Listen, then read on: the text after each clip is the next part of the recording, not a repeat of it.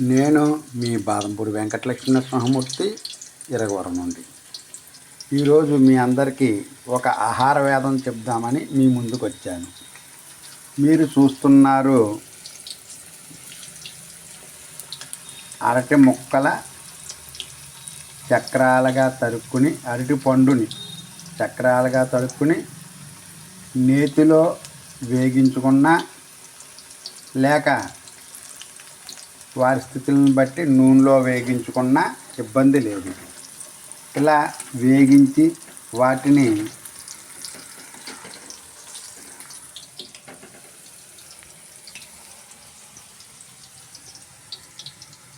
ఈ విధంగా మనం వేగించుకున్న తర్వాత తీసుకుని తిన్నా సరే, లేని ఎడల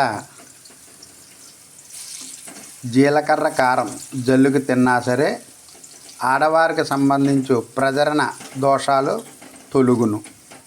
నేను మీ బాదంపూడి వెంకటలక్ష్మీ నరసింహమూర్తి ఇరగవరం నుండి.